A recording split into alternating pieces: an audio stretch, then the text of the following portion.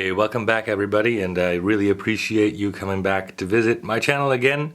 Today I will be revealing the mystery, or just telling you how I was able to pull this one off. A question I get asked quite a lot. How is it possible that you have a light up helmet feature that also includes a head sculpt? Well, like most things, once you figure out how to do it, it wasn't that complicated, but it did stump me for a while. So first off, I started out with the light up helmet because that's the only one that came with the Mark 43 quarter scale. And I started looking for places I could get into the sculpt because I had to open up the helmet, of course. I don't have pictures of the process, I'm sorry. I will include the one picture I did take of the cutout I made of the face so that you know how much material to remove. This top comes off, so that's a point of access, and in the underside of the helmet there's also some access. There's a little plastic plate in here that I was able to remove after I cut out the parts that I didn't need anyway. Then I cut out the face, and I will insert that picture now, to only have the slab of the front face that could slide in underneath, and I could close up the bottom of the mask again. And then it was just a matter of getting the size exactly right, so then the mask, the head sculpt would fit exactly in the front and fill out the mask beautifully, so that's good. I also have wire coming in from the bottom, going to the battery terminals that are used for the cell batteries that usually light up the mask. And so I had to figure out how to get power to the mask, which was one of the trickiest things. And the answer to that came with the question, how am I going to get this mask to sit flush to the face? The bottom side of the mask just tucks in neatly behind the, well, what is that, the face slit or whatever.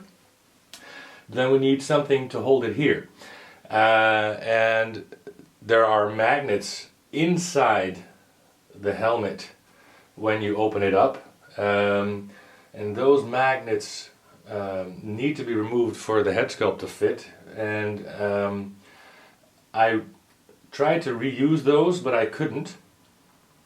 So I got some very strong magnets, and I placed them here and here.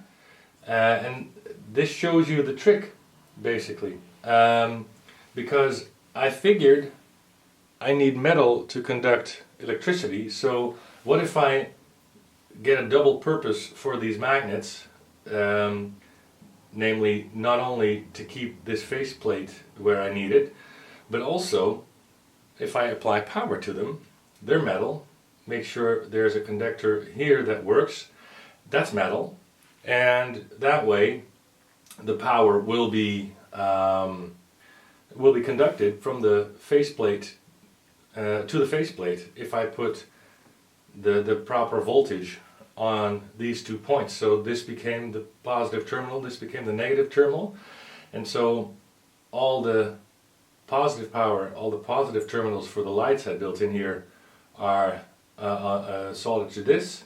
All the negative terminals for the LEDs are soldered to this.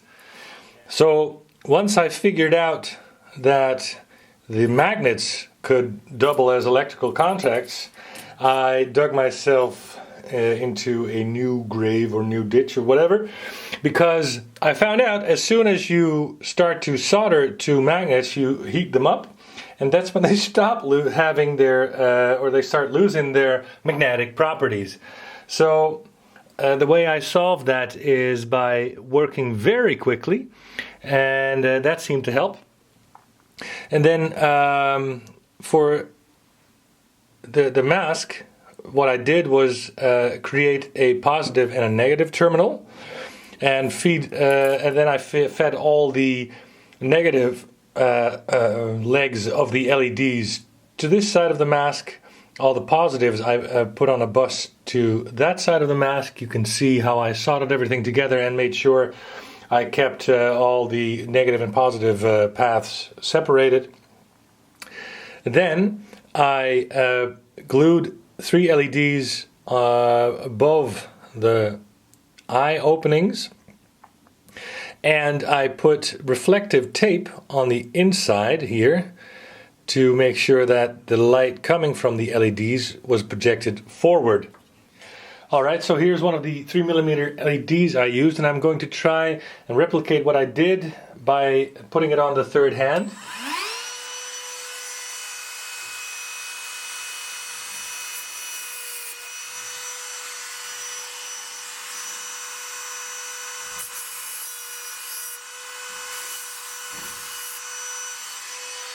Like so.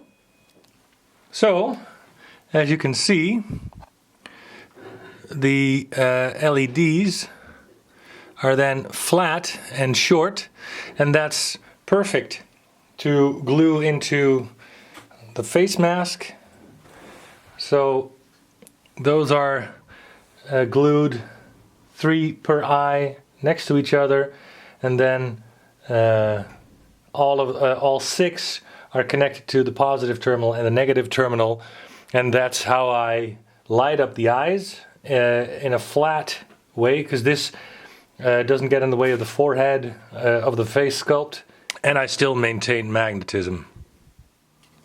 And the beauty of the solution is that the magnets above the face sculpt are completely hidden once the mask is in place, as you can tell. Even with this low angle you can't see. And then as soon as I make connection and the magnets make sure the mask is pulled in, you see the face mask lights up. So that is the basic trick. Thanks for watching, and I'll catch you another time.